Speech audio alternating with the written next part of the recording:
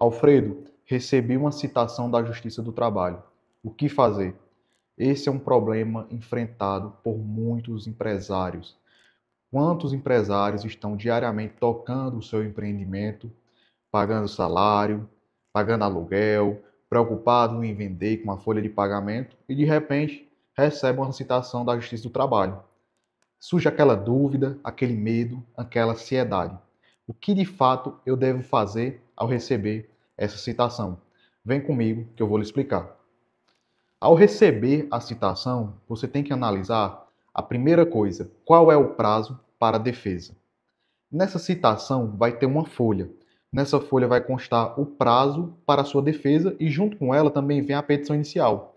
E o que é a petição inicial? Nada mais é do que uma folha mostrando todos os pedidos que o seu ex-funcionário está pedindo contra a sua empresa. Lá vai ter, por exemplo, os pedidos de horas extras, o pedido de pagamento de verba rescisória. Lá você vai identificar o que é que o seu ex-funcionário está reclamando. E o segundo passo, você deve buscar imediatamente um advogado. Por que eu digo que você deve buscar imediatamente o advogado? Para a gente analisar o prazo de defesa. Quanto antes você buscar um advogado, mais prazo ele terá para se preparar para o seu processo. Normalmente, na notificação, você vai ver lá que possui um prazo para apresentar a defesa. Normalmente, esse prazo é de 15 dias. Não tendo esse prazo, vai ter o prazo da audiência. E o seu advogado, ele vai saber que o prazo para apresentar a sua defesa é até antes do início da sua audiência. Por isso, você não pode perder tempo ao buscar o seu advogado. O quanto antes você buscar o seu advogado, mais tempo vocês terão para se preparar e também traçar uma estratégia de defesa. E que estratégia é essa? O seu advogado, primeiro, vai analisar se não existe algum vício processual. O que eu quero dizer com isso? Ele vai observar, primeiro, se você é parte legítima para estar no polo passivo da ação. Ele vai analisar se o juízo que está julgando a causa não é um juízo incompetente para o conhecimento daquele processo. Ou seja, ele vai identificar erros processuais. Essa é a primeira análise que o seu advogado deve fazer. Se não existe algum vício processual que possa, na verdade, barrar ou então fazer com que você ganhe tempo dentro daquele processo. O seu advogado também será responsável por analisar a prescrição. Por exemplo, o trabalhador, quando ele é demitido da empresa, ele tem 2 anos após a demissão para entrar com a reclamação trabalhista. Então, o seu advogado, tecnicamente, vai analisar se não existe também esse vício processual, que seria a prescrição das verbas rescisórias. Depois de superadas essas questões processuais, o seu advogado ele vai agora discutir com você as questões de mérito.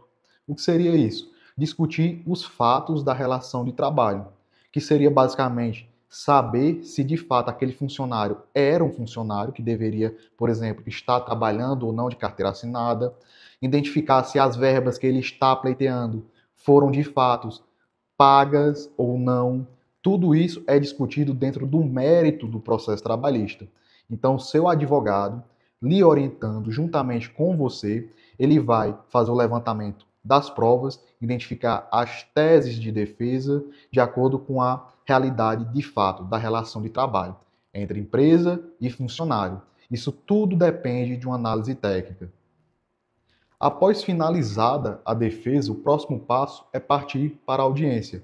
E uma dica que eu lhe dou: escute com atenção tudo o que seu advogado falar e lhe orientar.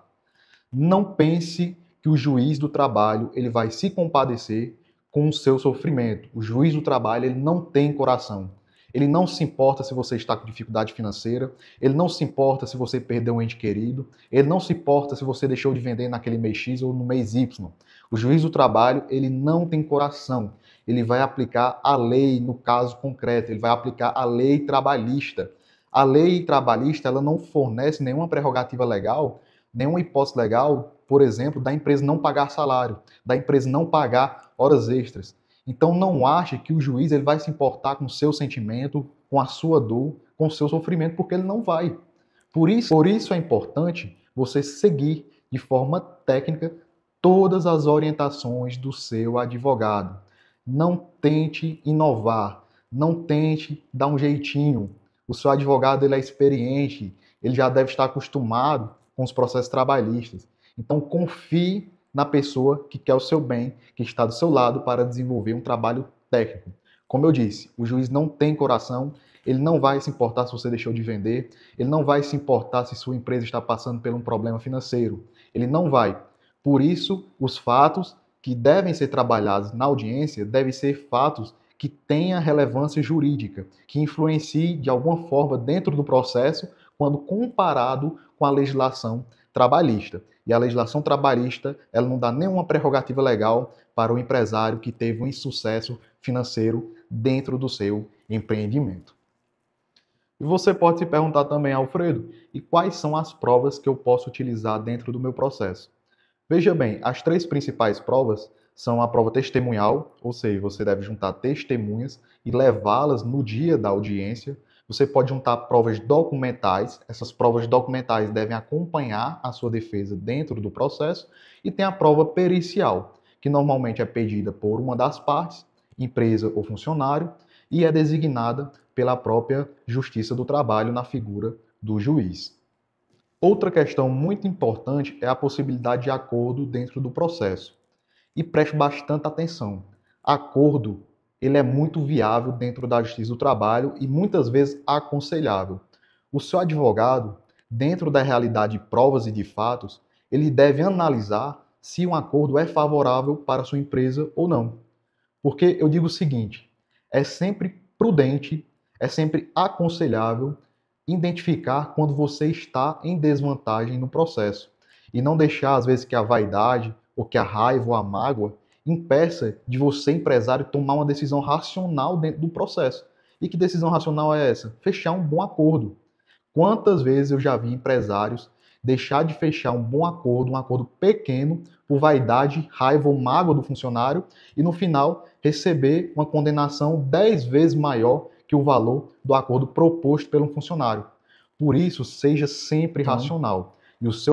E o seu advogado, ele tem a função de identificar essas vulnerabilidades da empresa dentro do processo e orientar a fazer um acordo quando esse acordo deve de fato ser fechado. Por isso, nunca descarte a possibilidade de um acordo. É muito melhor chegar a uma solução consensual entre as partes do que uma solução imposta pelo Estado juiz, que é um terceiro que não tem conhecimento da relação de fato. O juiz ele nunca sabe o que de fato aconteceu. Na verdade, ele tem retalhos da realidade contadas pelas partes, então ele vai juntar ali uma decisão que, na verdade, é uma decisão que é com base não na verdade, mas no que foi juntado dentro do processo.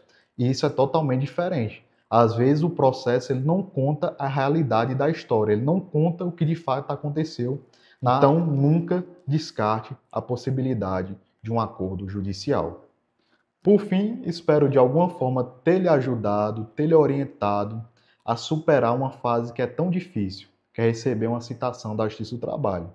Mas tenha em mente que não é o fim do mundo também. Tem jeito, você pode, junto com um bom advogado, traçar uma boa estratégia de defesa e chegar a uma solução. Tudo bem? Eventuais dúvidas, me coloco à sua disposição. Qualquer coisa, deixa seu comentário aqui embaixo e nos segue nas nossas redes sociais.